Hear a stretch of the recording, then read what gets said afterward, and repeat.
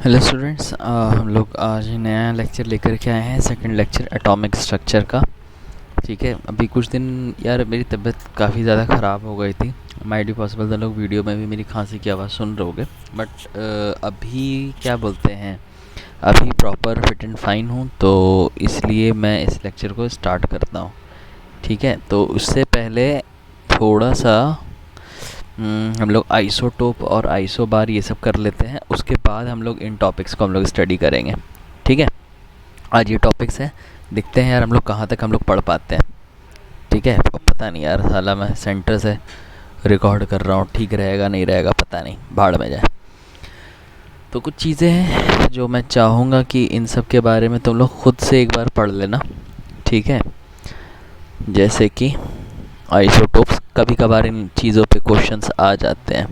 तो आइसोटोप्स क्या होते हैं? आइसोटोप्स होते हैं हमारे elements with same atomic number but different mass number. मतलब जिनका एटॉमिक नंबर सेम हो लेकिन एटॉमिक मास अलग हो, उसको बेसिकली हम लोग आइसोटोप बोलते हैं। जैसे एग्जांपल के तौर पे हाइड्रोजन, प्रोटियम या ड्यूट्रियम। ये हाइड्रोजन नहीं, बेसिकली इसका एग्जांपल हो जाएगा हाइड्रोजन, जिसको प्रोटियम बोला जाता है, ड्यूट्रियम और ट्रीटियम। इनको किसी किसी बुक्स में ऐसे भी लिखा गया है 1H1, ठीक है, 2H1 और 3H1, ऐसे लिखा गया है। तो ये एक सेट ऑफ एग्जांपल है। दूसरा सेट ऑफ एग्जांपल क्लोरीन है। लेटर से क्लोरीन 35 17 और क्लोरीन 37 17, ये सब भी बेसिकली आइसोटोप का एग्जांपल है।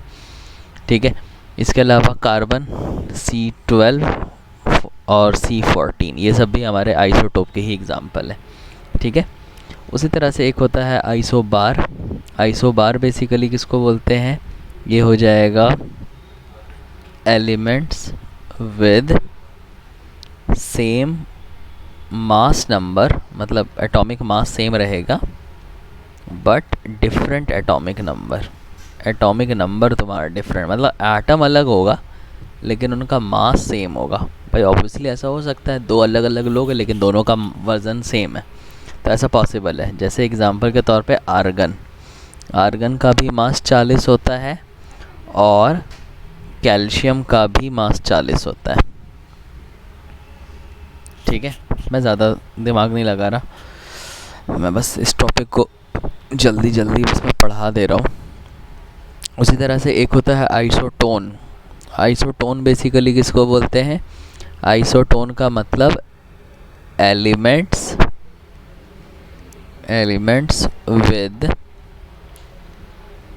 Same number of neutrons.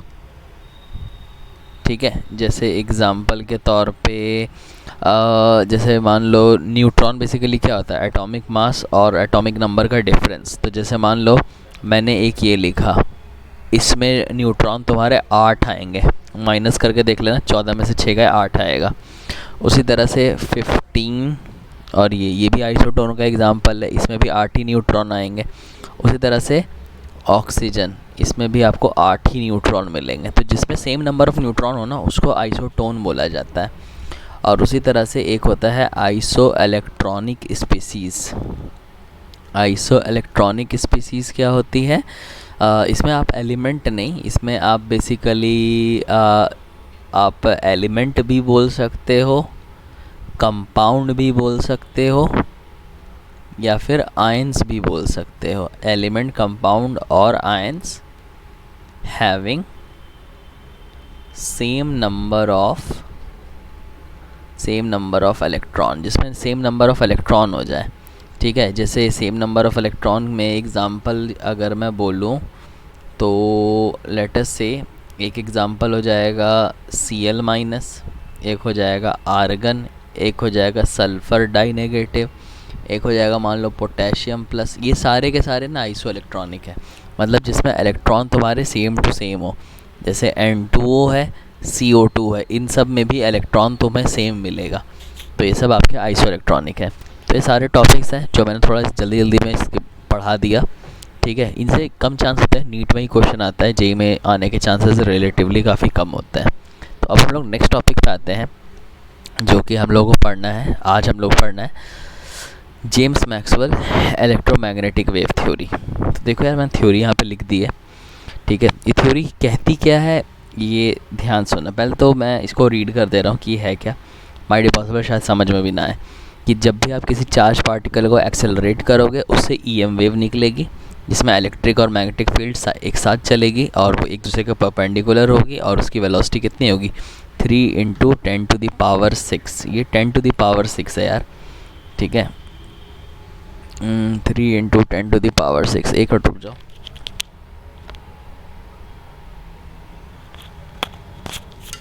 हाँ, इस तरह से 3 × 10⁶ मीटर/सेकंड ये बेसिकली है। अब ये थ्योरी कहना क्या चाह रही है वो समझो। देखो, आप लोगों ने कभी कभी बचपन में ये चीज़ ऑब्ज़र्व करी होगी कि जब आप सर्दी के मौसम में अचानक से जब रजाई को खींचते हो तो कुछ स्पार्क्स आपको दिखते होंगे, माइट बी पॉसिबल अंधेरे में, या टीवी चल रहा है और अचानक से बंद हो जाए, और अगर आप टीवी की स्क्रीन को टच करोगे तो एकदम से हल्का हल्का स्पार्क्स प्रोड्यूस होगा, ठीक है। तो यही सेम चीज़ मैक्सवेल ने बेसिकली बोली थी, ठीक है, कि जब आप किसी चार्ज पार्टिकल को मूव कराओगे अंडर एक्सेलरेशन, भाई देखो ह्यूमन बॉडी है, ह्यूमन बॉडी में भी चार्ज स्टोर रहता है हमेशा, ठीक है।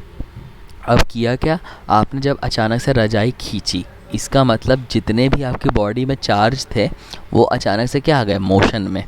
तो आपने, ये फिज़िक्स का सिंपल सा लॉ है कि अगर कोई चीज़ रेस्ट से मोशन में आती है, इसका मतलब कि वो एक्सेलरेट हुई। तो यही मैक्सवेल ने बोला कि जब भी कोई चार्ज पार्टिकल मूव करेगा अंडर एक्सेलरेशन, ठीक है, तब क्या होगा, तब वो चार्ज पार्टिकल से ईएम वेव मतलब इलेक्ट्रोमैग्नेटिक वेव्स निकलेंगी, ठीक है, इलेक्ट्रोमैग्नेटिक वेव्स निकलेंगी। और मान लो जो ईएम वेव तुम्हारी निकल रही है, ठीक है, जो भी हमारी ईएम वेव निकल रही है उसमें दो चीज़ें होंगी, एक तो आपका होगा इलेक्ट्रिक फील्ड इस तरह से, ठीक है, और दूसरा होगा आपको मैग्नेटिक फील्ड इस तरह से। तो ये जो भी हमारा ईएम वेव होगा, जिसको कि मैं यहाँ पे लिख दे रहा हूँ कि हाँ भैया ये चीज़ क्या है, इसको हम लोग बोलते हैं इलेक्ट्रोमैग्नेटिक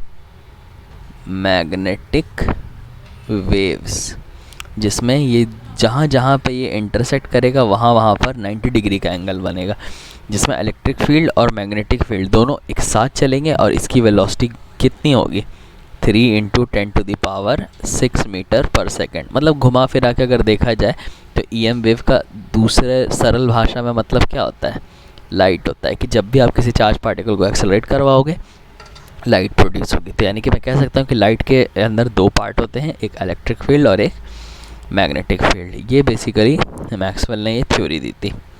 आई होप ये क्लियर होगा, ये समझ में आया होगा, ठीक है।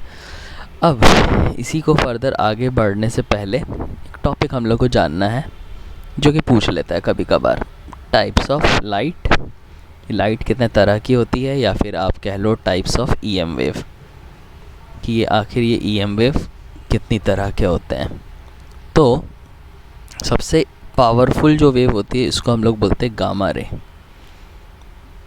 ये है हमारा गामा रे, ये सबसे ज़्यादा पावरफुल होता है। उसके बाद फिर होता है एक्सरे, ये लेस पावरफुल उससे, ठीक है। एक्सरे के बाद जो हमारा आता है अल्ट्रा वायलेट रेडिएशन, इसको हम लोग बोलते हैं यूवी रेज, ठीक है। उसके बाद फिर आता है विजिबल, ये हो गया हमारा विजिबल।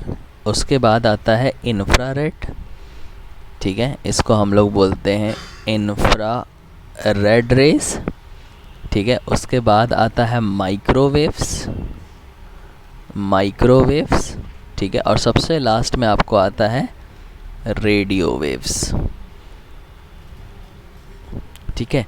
तो ये आपकी टाइप्स ऑफ लाइट होती है जो आपको ध्यान रखना है, ठीक है। अब ऑब्वियसली हर किसी का कोई ना कोई एक एप्लीकेशन होता है। गामा रे हाईली डिस्ट्रक्टिव होती है। क्यों डिस्ट्रक्टिव होती है मैं बता दे रहा हूँ, क्योंकि अगर आप यहाँ से लेकर के यहाँ तक अगर आप आते हो, इधर से इधर, तो क्या होगा ना, लाइट की फ्रीक्वेंसी इंक्रीज़ करती है। और जितनी ज़्यादा फ्रीक्वेंसी होती है ना, जितनी ज़्यादा तुम्हारी फ्रीक्वेंसी होगी, लाइट उतनी ही ज़्यादा डिस्ट्रक्टिव होगी। और वहीं अगर आप इधर से इधर जाओगे, इधर से इधर, तो यहाँ से पे क्या होगा, वेवलेंथ इंक्रीज़ करेगा। यही वजह है कि हम लोग रेडियो वेव्स को कम्युनिकेशन के तौर पे यूज़ करते हैं, क्योंकि इसका वेवलेंथ बहुत ज़्यादा होता है। ठीक है, तो गामा रे जैसे कि उन्होंने बताया डिस्ट्रक्टिव होती है, कैंसर के ट्रीटमेंट में हम लोग यूज़ करते हैं। एक्सरे का आपको यूज़ पता ही है, मेडिकल पर्पज़ से यूज़ होता है। ठीक है, अल्ट्रा वायलेट रेज ये बेसिकली फॉरेंसिक लैब्स में बेसिकली यूज़ किया जाता है। ठीक है, क्राइम सीन्स ये सब डिटेक्ट करने के लिए। विजिबल रे जो हम लोग देख पाते हैं। इंफ्रारेड रेज ज़्यादातर जो एनिमल्स है वो उनका जो विज़न होता है, स्पेशली सांप का, वो बेसिकली इंफ्रारेड विज़न में बेसिकली देखते हैं। माइक्रोवेव इसके बेसिकली रडार होते हैं, जो बेसिकली फ़्लाइट के जो रडार्स होते हैं वो होता है। बॉल की स्पीड्स को मेजर करने के लिए हम लोग माइक्रोवेव्स का यूज़ करते हैं, और खाना बनाने में भी। और रेडियो वेव का तो आपको पता ही है। तो ध्यान रखना, फ्रीक्वेंसी जितनी ज़्यादा होगी वो उसकी एनर्जी उतनी ही ज़्यादा होगी। ये कैसे होता है ये मैं बताऊंगा अभी, फ़िलहाल आपको ये चीज़ आपको ध्यान रखनी है। तो ये हो गया आपका ओवरऑल जेम्स मैक्सवेल थ्योरी। ठीक है, स्टेटमेंट ये रहा, आप वीडियो को पॉज करके एक स्टेटमेंट लिख सकते हो। नेक्स्ट थ्योरी जो हम लोग को पढ़नी है वो है हमारा ब्लैक बॉडी रेडिएशन थ्योरी। ठीक है, ब्लैक बॉडी रेडिएशन थ्योरी ये कहता है कि इस दुनिया में जितने भी ऑब्जेक्ट हैं वो हर तरह के रेडिएशन को एमिट भी करते हैं, हर तरह के रेडिएशन को एब्जॉर्ब भी करते हैं। और एक टाइम तक रेडिएशन को क्या बोलते हैं, एब्जॉर्ब करने के बाद कोई भी बॉडी रेडिएशन को एमिट करना चालू कर देती है। ठीक है, इसको अगर बहुत ज़्यादा सिंपल लैंग्वेज में अगर बोला जाए समझने के लिए, तो एक आप ऐसे याद कर सकते हो कि यार एक हम लोग बोलते हैं ना हिंदी में कि बर्दाश्त करने की भी एक लिमिट होती है। तो ये ब्लैक बॉडी रेडिएशन बिल्कुल वैसे ही है कि भाई बर्दाश्त करने की भी एक लिमिट है। मतलब एक सर्टेन लिमिट तक कोई भी बॉडी किसी रेडिएशन को एब्जॉर्ब करेगा, लेकिन वो जब वो लिमिट पार हो जाएगी तो उसके बाद वो एमिट करना चालू कर देगा। इसका मतलब क्या है वो देखो, जैसे मान लो ये तुम्हारी एनसीईआरटी में भी शायद से एग्जांपल है वाला। जैसे मान लो हमारे पास एक आयरन है। ठीक है, आयरन का एक्चुअल कलर जो होता है वो तुम्हारा होता है ग्रे। ठीक है, अब आपने क्या किया, इस आयरन को हीट करना चालू किया। हीट करना चालू किया तो कुछ देर तक तो ये ग्रे रहेगा, लेकिन फिर ये आपका आयरन ग्रे ना होकर के रेड हो जाएगा लगभग 500 डिग्री सेल्सियस पे। आपने क्या किया, आपने फिर से इसको हीट किया। फिर से हीट करोगे तो वैसे तो काफ़ी देर तक रेड रहेगा, लेकिन एक टाइम तक रेड एमिट कर करके हीट जब एब्जॉर्ब करते रहेगा तो एक टाइम के बाद फिर ये रेड ना हो करके ये ऑरेंज कलर एमिट करने लगेगा लगभग 1000 डिग्री सेल्सियस पे। आपने कहा कि नहीं और हीट करते हैं, और हीट करोगे तो अब ये आयरन जो आपको ऑरेंज कलर था वो येलो हो जाएगा 1500 डिग्री सेल्सियस पे। यहाँ पे आयरन जो पिघल जाता है। फिर भी अगर आपने इसको हीट किया तो ये वाइट हो जाता है, और ये होता है लगभग 3000 डिग्री सेल्सियस पे। फर्दर अगर आपने हीट किया इसको तो ये आपको ग्रीन हो जाता है, ये आपको होता है लगभग 5000 डिग्री सेल्सियस पे। और अगर फर्दर आपने हीट किया, ठीक है, तो एक टाइम पे आकर के ये ब्लू हो जाता है लगभग 8500 डिग्री सेल्सियस पे। ये सारे एक्सपेरिमेंटल है यार, यानी कि आप देख सकते हो कि जो पर्टिकुलर कलर है जब वो रेडिएशन को एब्जॉर्ब कर रहा है तो एक सर्टेन लिमिट तक एब्जॉर्ब कर रहा है, लेकिन उस सर्टेन लिमिट तक एब्जॉर्ब करने के बाद वो उसको एमिट करना चालू कर दे रहा है। यही आपका ब्लैक बॉडी रेडिएशन कहलाता है। ठीक है, इसमें ना आपको एक ग्राफ भी बेसिकली ध्यान रखना है। ग्राफ बेसिकली कैसा है, ये मैं उसका पहले स्टेटमेंट मेरे को लिखना पड़ेगा क्योंकि शायद से मैंने वो स्टेटमेंट लिखा नहीं है। ठीक है, तो ये स्टेटमेंट आप बेसिकली ध्यान रखना। स्टेटमेंट बेसिकली ये है कि क्या बोलते हैं, इंटेंसिटी ऑफ रेडिएशन, जो भी रेडिएशन की इंटेंसिटी है वो इंक्रीज होती है विद डिक्रीज इन वेवलेंथ। ठीक है, जैसे जैसे वेवलेंथ कम होगा इंटेंसिटी ऑफ रेडिएशन बढ़ते रहेगा। ठीक है, उसके बाद क्या होगा, रीचेज अ मैक्सिमम वैल्यू वो एक मैक्सिमम वैल्यू तक पहुंचेगा एंड देन क्या होगा, it starts to decrease with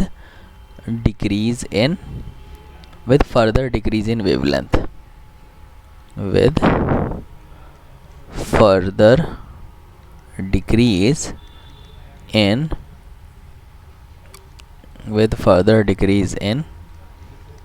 wavelength। इसका क्या मतलब है वो देखो यार, ठीक है। मतलब जैसे मान लो, सपोज करो ये मैंने कुछ ऐसा यहाँ पे लिखा, मैंने इंटेंसिटी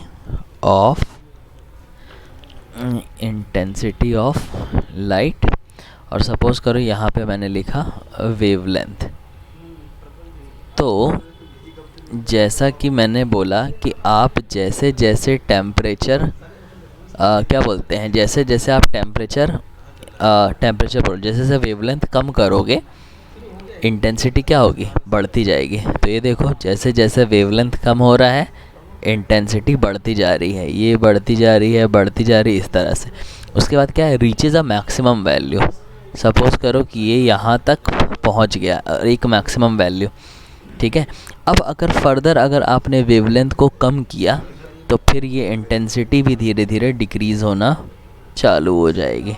तो ये एक ब्लैक बॉडी रेडिएशन का डायग्राम है जो आपको ध्यान रखना है कि जैसे जैसे आप वेवलेंथ कम कर रहे हो इंटेंसिटी बढ़ती जा रही है, एक सर्टेन वैल्यू तक पहुंचेगी और उसके बाद फर्दर अगर डिक्रीज़ करोगे तो ये डिक्रीज़ हो जाएगा, ठीक है। मान लो सपोज़ करो ये आपने टेम्परेचर T1 ले लिया, ठीक है। अब मान लो एक मैंने ग्राफ बनाया इस तरह से, और सपोज़ करो कि ये आपका T2 है। तो ऑब्वियसली जितना ज़्यादा टेम्परेचर होगा उतनी ज़्यादा इंटेंसिटी होगी। तो ध्यान रखना T2 is always greater than T1। तो ये आपका ब्लैक बॉडी रेडिएशन है। ये सब दो छोटी छोटी थ्योरी है, एक जेम्स मैक्सवेल थ्योरी और एक आपका क्या बोलते हैं ब्लैक बॉडी रेडिएशन थ्योरी। इनसे कभी कभार क्वेश्चन आ जाते हैं, ठीक है। अब इसी थ्योरी में फर्दर डेवलपमेंट हुआ और उसका एक नई थ्योरी आई जो कि है हमारी क्लास का सबसे मेन पार्ट जो आज हम लोग को पढ़ना है और इस पर क्वेश्चंस करने हैं, जो कि है हमारा Planck's quantum theory. Planck's quantum theory का अगर आप पहला पॉइंट देखो और ब्लैक बॉडी रेडिएशन का भी अगर आप पहला पॉइंट देखो, दोनों सेम है कि दुनिया में जितने भी ऑब्जेक्ट हैं वो हर तरह के रेडिएशन को एमिट भी करते हैं, एब्जॉर्ब भी करते हैं, ठीक है। After absorbing a radiation to certain limit वो एमिट करना चालू करते हैं, ठीक है।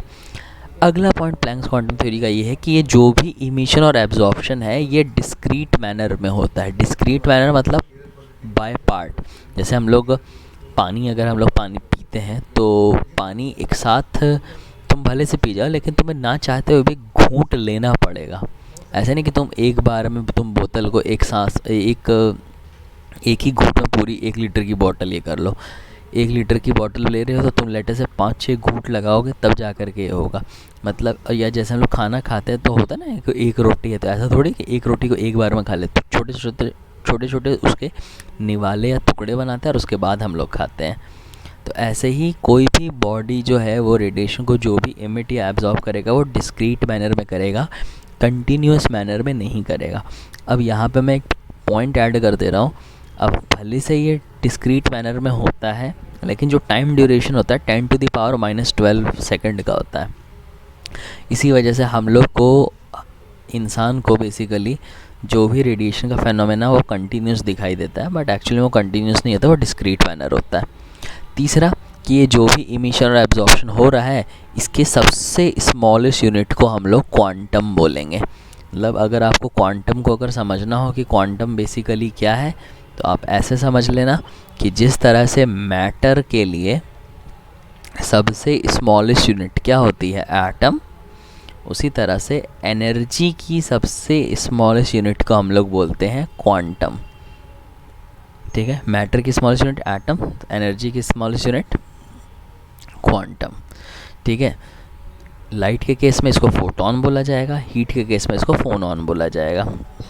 और जो भी क्वांटम की एनर्जी होगी वो क्या बोलते हैं, directly proportional to the frequency, यहाँ पे आएगा frequency, just a minute, frequency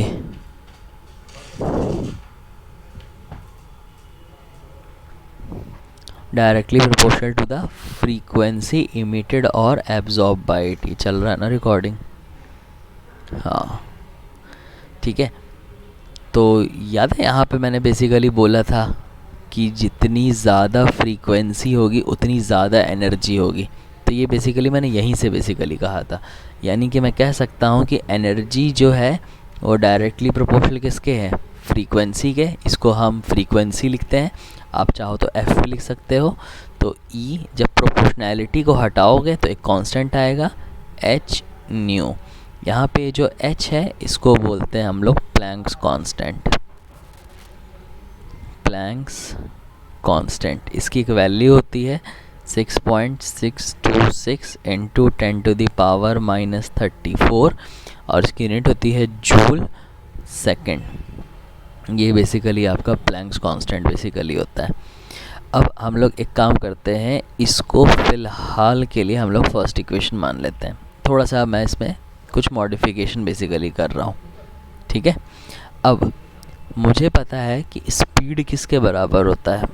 speed होता है डिस्टेंस अपॉन टाइम।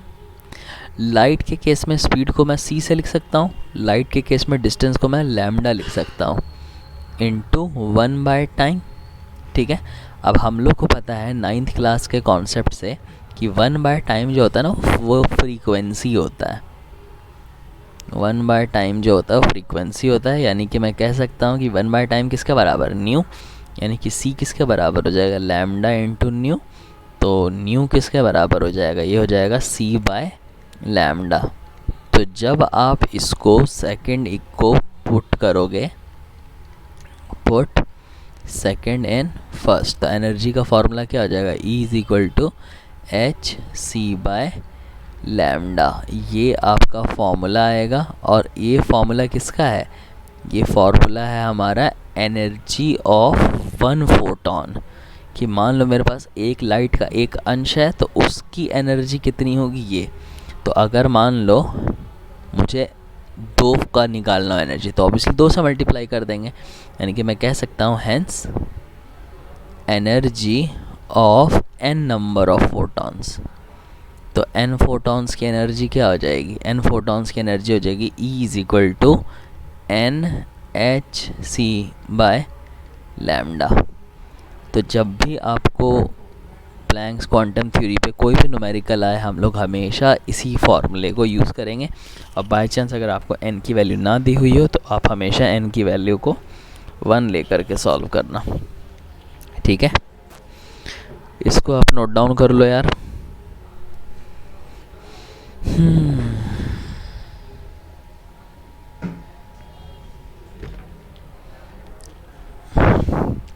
चलो अब हम लोग बढ़ते हैं क्वेश्चंस पे। तो आई होप ये क्वांटम थ्योरी समझ में आ गई होगी। वीडियो को पॉज करके क्वांटम थ्योरी लिख लेना और इसकी डेरिवेशन भी बेसिकली आप लिख लेना, ठीक है। ऐसे डेरिवेशन तो पूछेगा नहीं, अल्टीमेटली तो फॉर्मूला याद रखना है, ठीक है। तो अब हम लोग आते हैं क्वेश्चन पे कि भैया इसके क्वेश्चन कैसे होते हैं। तो ये देखो यार, जैसे ये है क्वेश्चन, ठीक है। मैं इसको एक काम करता हूँ, पहले तो इसका कलर चेंज करना पड़ेगा मेरे को ना चाहते हुए भी। इसका मैंने कलर रेड से कर लिया और इसको अब मैं यहाँ पे कॉपी पेस्ट मार रहा हूँ। जैसे मान लो ये क्वेश्चन है, calculate the energy of yellow light having wavelength 420 picometre, ठीक है। ये है तो पिकोमीटर 10⁻⁻12 होता है, ठीक है। तो हम लोग पहले फॉर्मूला लिखेंगे। फॉर्मूला क्या है हमारा? E is equal to energy का फॉर्मूला क्या है? NhC/लैम्डा, ठीक है। n की वैल्यू कुछ हमें इन्फॉर्मेशन नहीं दे रखी है, n हम लोग 1 लेकर के चलेंगे। h की वैल्यू 6.6 इंटू 10⁻⁻34। c की वैल्यू कितनी होती है? 3 इंटू लाइट की स्पीड 3 इंटू 10⁸ मीटर पर सेकेंड। अब यार मुझे ऐसा क्यों लग रहा है मैंने कहीं पे गड़बड़ किया है मैंने, कहीं पे गड़बड़ किया। अब लाइट की स्पीड ये नहीं होती बे, लाइट की स्पीड 3 × 10⁸ मीटर पर सेकेंड होती है। मेरी गलती है, 3 × 10⁸। और ये जो वेवलेंथ होगा, ये वेवलेंथ है 420 पिकोमीटर है ना, तो 420 और पिकोमीटर का मतलब 10⁻⁻12। ठीक है, तो ये एक बहुत ही इम्पॉर्टेंट पॉइंट है कि ऑलवेज सॉल्व न्यूमेरिकल इन SI यूनिट।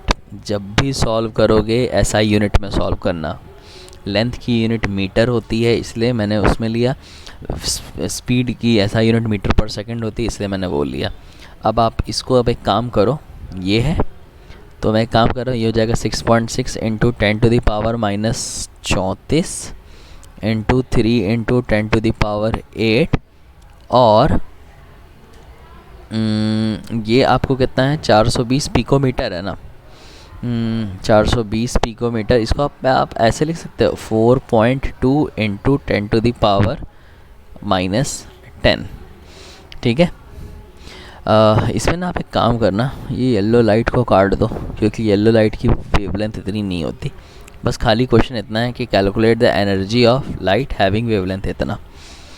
ठीक है, तो जब आप इसको सॉल्व करोगे तो देखो कि ये कितना होगा, ये और ये तो आपको 1.4 से कैंसिल हो जाएगा। ठीक है, और 14 को 6.6 से जब आप कैंसिल करोगे तो लगभग 4.7 के आसपास जाएगा। तो 4.7 × 10⁻, अब ये देखो -34 + 8 + 10, तो 10 और 8 कितने हो गए, 18। 18 को जब आप इससे ये करोगे तो ये हो जाएगा 4.7 × 10⁻22। ये आपको इतना आना चाहिए। और एनर्जी की यूनिट क्या होती है, जूल। तो आई होप ये क्वेश्चन क्लियर होगा। जब भी क्वेश्चन को आप सॉल्व करना हमेशा SI यूनिट में लेकर के करना, वरना गलती से भी सॉल्व मत करना। ठीक है, अगला देखो, ये तो बहुत ही बच्चों वाला क्वेश्चन था। अगला क्वेश्चन, यहाँ से आपको मज़ा आएगा। Let us say we have this particular question.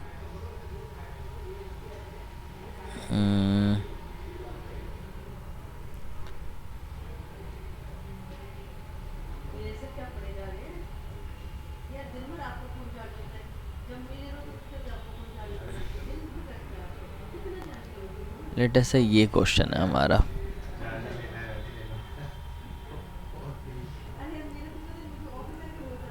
ये हमारा क्वेश्चन है कि मान लो कोई बल्ब है, ठीक है, 100 वाट का, उससे वेवलेंथ कितना है, 500 नैनोमीटर का। तो मुझे बेसिकली फाइंड करना है number of photons emitted by it per second. ठीक है, तो मैं एक काम करता हूँ, फॉर्मूला लिखता हूँ। हर क्वेश्चन को एक ही क्वेश्चन फॉर्मूले सॉल्व करना है, E = NhC/λ। ठीक है, तो चूंकि मुझे नंबर ऑफ फोटॉन फाइंड करना है, यानी कि n की वैल्यू फाइंड करनी है, यानी कि n किसके बराबर हो जाएगा, n हो जाएगा E⁻/hc। अब आप बोलोगे सर एनर्जी तो नहीं दे रखी, तो देखो यहाँ पे दे रखा है 100 वाट। वाट बेसिकली पावर की यूनिट होती है, और पावर जो होता है वो एनर्जी अपॉन टाइम होता है। तो चूँकि पर सेकेंड है ना, पर सेकंड का मतलब 1 सेकंड, यानी कि पावर और एनर्जी की जो यूनिट हो जाएगी वो बेसिकली क्या हो जाएगी, सेम। तो हम लोग एक काम करते हैं, हम लोग सीधे यहाँ पे वैल्यू को रख देते हैं। तो n की वैल्यू, एनर्जी कितना है 100 वाट या 100 जूल, बात बराबर। तो ये हो जाएगा 100, और लैम्डा कितना है 500 नैनोमीटर, यानी कि 500 × 10⁻⁻9। ठीक है, h की वैल्यू कितनी 6.6 × 10⁻34, और c की वैल्यू 3 × 10⁸। तो बस इसको सॉल्व कर लो। तो अगर मैं इसको ऐसे करूं तो n कितना हो जाएगा 100 इंटू, इसको मैं ऐसे लिख सकता हूँ 5 × 10⁻⁻7। ठीक है, और ये हो जाएगा 6.6 × 3 × 10⁻34 × 10⁸।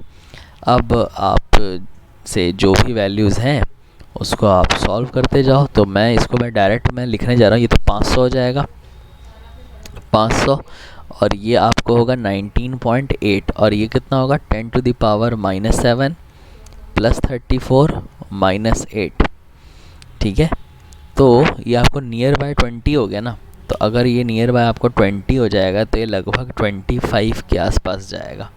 ध्यान रखना, इसका मतलब नियर बाय है। और ये कितना हो जाएगा 10⁻, या आपको हो जाएगा 19, यानी कि कितना हो जाएगा, ये हो जाएगा n = 2.5 इंटू 10⁻20। तो ये आपको नियर अबाउट आंसर आएगा। कि मैंने इस तरह से लिखा है। फिर ऑब्वियसली 4 ऑप्शन होंगे, उससे आप मैच कर लेना, वही आपका फाइनल आंसर होगा। तो आई होप ये क्वेश्चन भी आपको समझ में आया होगा। बहुत ही सिंपल सा क्वेश्चन था। चलो और थोड़ा सा लेवल ऑफ डिफ़िकल्टी हम लोग बढ़ाते हैं। ठीक है,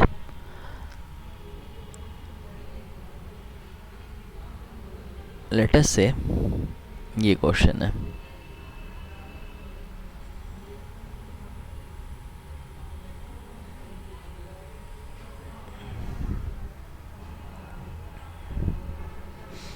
इस क्वेश्चन को करते हैं। कह रहा है कि कितनी वेवलेंथ होगी जो इस रिएक्शन को इनिशिएट करवा सके। ठीक है, तो जैसा कि मैंने बोला फॉर्मूला हर बार क्या लगाना है, सेम फार्मूला। तो एनर्जी का फार्मूला क्या हो जाएगा, एनर्जी का फार्मूला हो जाएगा NhC/λ। अब आप पूछोगे सर एनर्जी कैसे हम लोग निकालें। ऑब्वियसली लैम्डा है, क्या बोलते हैं, इस तरह से हमने ये फार्मूला लिखा। अब ई क्या है, एनर्जी, और डेल्टा एच भी क्या है, energy. H stands for heat या इंथैल्पी। तो हीट भी बेसिकली क्या होती है, फॉर्म ऑफ एनर्जी होती है। लेकिन ना आपको यूनिट का बेसिकली ध्यान रखना है। यूनिट कितनी, 314 किलो जूल। तो इसका मतलब एनर्जी कितनी हो जाएगी, एनर्जी हो जाएगी 314 इंटू 10⁻3। ये समझ में है।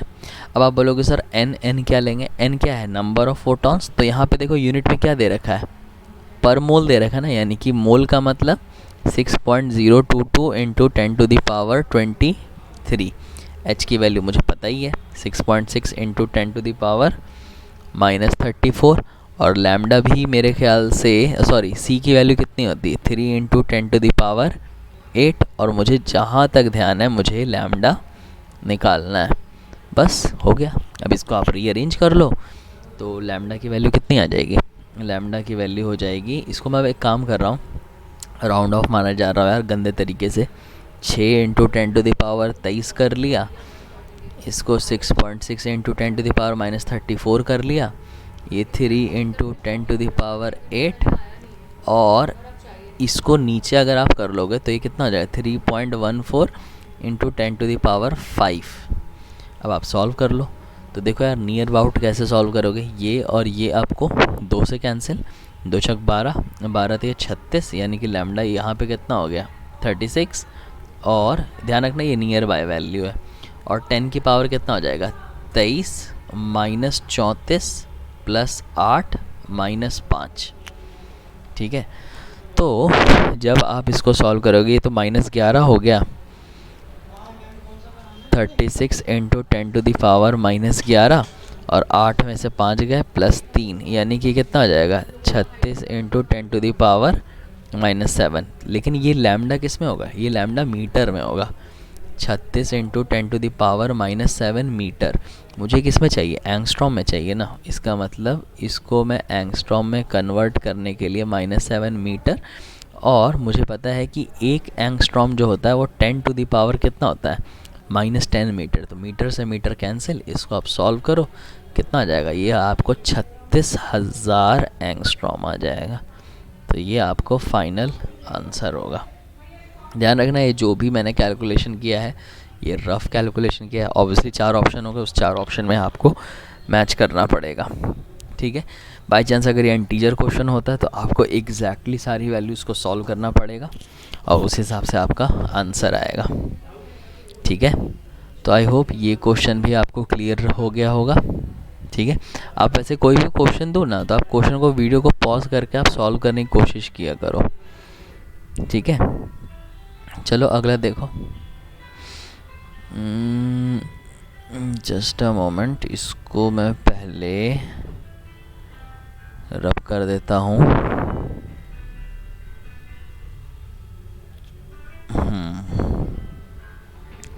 अगला क्वेश्चन, मुझे लगता है फोटो इलेक्ट्रिक इफेक्ट आज हो पाएगा। चलो कोई नहीं, अब जितना भी हो, इसको पहले हम लोग एक अलग कलर में करते हैं। लेटे से इस बार मैंने ग्रीन ले लिया, ग्रीन में करेंगे। और ये रहा आपका क्वेश्चन। क्वेश्चन कह रहा है कि आपके पास कोई गैस है, ठीक है, इसने एक लाइट को एब्जॉर्ब किया, ठीक है, उस लाइट का वेवलेंथ कितना है 355 नैनोमीटर। 355 नैनोमीटर की लाइट को इसने एब्जॉर्ब किया, ठीक है।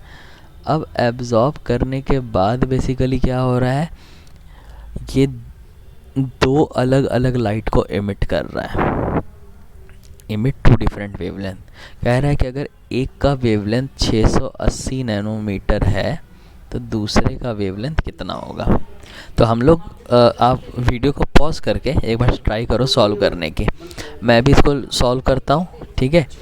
जैसे मान लो इसमें एनर्जी एब्जॉर्ब जो होगा वो ऑब्वियसली एनर्जी इमिट के बराबर होगा, जितनी एनर्जी एब्जॉर्ब हुई उतनी एनर्जी इमिट हुई, तो हो जाएगा hc/λ एब्जॉर्ब। अब इमिट की अगर मैं बात करूँ तो इमिट तो दो तरीके से हो रहा है ना, तो ये हो जाएगा hc/λ इमिशन 1, ठीक है।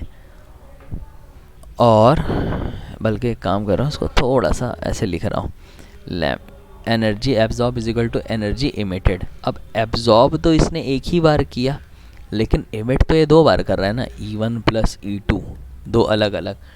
तो जो भी एनर्जी इमिट हुई वही एनर्जी एब्जॉर्ब भी बेसिकली। तो अब फॉर्मूला लगा लो, hc/λ एब्जॉर्ब, और ये हो जाएगा hc/λ1 hc/λ2। तो ऑब्वियसली यहाँ पे क्या होगा, hc से hc कैंसिल हो जाएगा, लैम्डा एब्जॉर्ब कितना है 355, λ1 जो एक इमिट हुआ वो कितना है 680, ठीक है। hc तो आपका कैंसिल हो जाएगा तो 1 ही रहेगा, और ये कितना है ये आपको निकालना है। तो λ2 बेसिकली कितना हो जाएगा, ये हो जाएगा 1/355 माइनस 1/680, ठीक है। अब इसको अगर आप चाहो तो आप राउंड ऑफ करके भी कर सकते हो। देखो राउंड ऑफ करके दिखाता हूँ कैसे चार ऑप्शन मैच करते हैं। इसको ना आप एक काम करो, आप इसको 350 ले लो और इसको आप 700 ले लो, कोई दिक्कत। तो अगर आप इसको ये करोगे, ये ऑब्वियसली ये आपका 1/λ है, 1/λ2, तो ये हो जाएगा 700 माइनस 350, और ये 350 इंटू 700, 1/λ2। तो ये आपको ओवरऑल 350 हो गया, इधर भी 350 और इंटू 700, तो ये और ये कैंसिल, यानी कि λ2 आपको कितना आ जाएगा, λ2 आपको 700 नैनोमीटर के आसपास बेसिकली आएगा। ध्यान रखना है हम लोगों ने राउंड ऑफ किया था। अब आप देखो कि ऑप्शन में कौन सा 700 के आसपास है, तो 700 के आसपास जो वैल्यू है वो कितनी है 743, तो ये हमारा आंसर हो जाएगा, ठीक है। आई होप ये क्वेश्चन भी समझ में आया होगा। एक और क्वेश्चन लोग ट्राई करते हैं, ठीक है। मैं काम करता हूँ, इस पर्टिकुलर को मैं रब कर देता हूँ।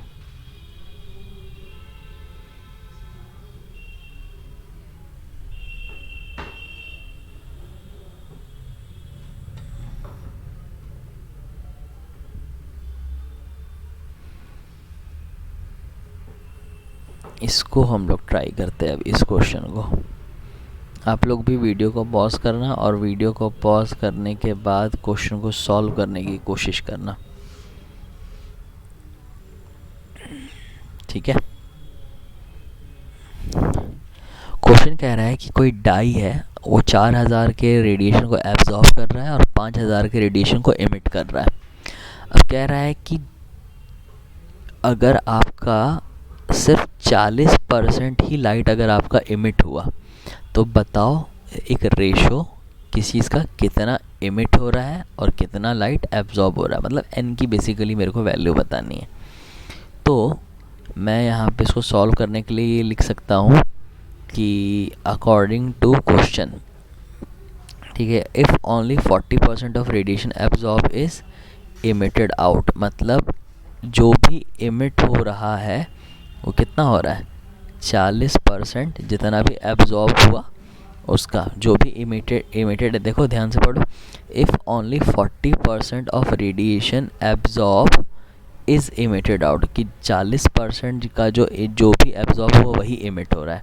अब फॉर्मूला क्या होता है, n emitted h c by lambda emitted, 40% वाला 40/100 into n absorb h c by lambda absorb, h c और एच सी क्या हो गया, कैंसिल, ठीक है। तो मुझे क्या निकालना है, मुझे रेशो निकालना है इमिटेड अपॉन एब्जॉर्ब का, इमिटेड अपॉन एब्जॉर्ब, तो n emitted upon n absorb, ये हो जाएगा आपको 40/100, 40/100, ये हो जाएगा आपको 40/100 into lambda emitted upon lambda absorb, तो कर लो, number of photons emitted, number of photons absorb, ये कितना हो जाएगा 40/100, और इमिटेड कितना है, इमिटेड है आपको 5000 और एब्जॉर्ब कितना है 4000, तो ये और ये कैंसिल, ठीक है, ये और ये कैंसिल, ये और ये भी कैंसिल, यानी कि lambda emitted sorry n emitted upon m absorb कितना रेशो आ गया 1:2, ये हमारा रेशो आ जाएगा।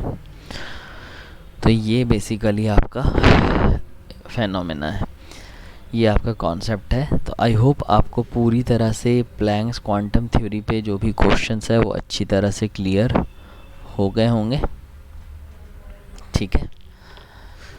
तो वीडियो थोड़ा सा लेंदी हो गया है, तो मैं काम कर रहा हूँ, मैं वीडियो को यहीं पे बेसिकली रोक रहा हूँ, और हम लोग जो भी नेक्स्ट पार्ट है यानी कि फोटो इलेक्ट्रिक इफेक्ट, ठीक है, हालांकि अगर आप इंट्रोडक्शन अगर आप देखोगे तो मैंने यहाँ पे लिखा है फोटो इलेक्ट्रिक इफेक्ट इंट्रोडक्शन, तो मैं काम कर रहा हूँ, मैं इस पार्ट को फ़िलहाल नेक्स्ट क्लास में करवाऊँगा। अगर आप चाहो तो ये डायग्राम ये सब वीडियो को पॉज करके बना सकते हैं। ये है क्या फेनोमेना, इसको मैं नेक्स्ट क्लास में एक्सप्लेन करूँगा। तो नेक्स्ट क्लास में हम लोग फोटो इलेक्ट्रिक इफेक्ट करेंगे, हाइजेनबर्ग असर्टेड प्रिंसिपल करेंगे और डी ब्रॉगली इक्वेशन करेंगे, और उसके बाद फिर आपका बोर मॉडल आएगा, ठीक है।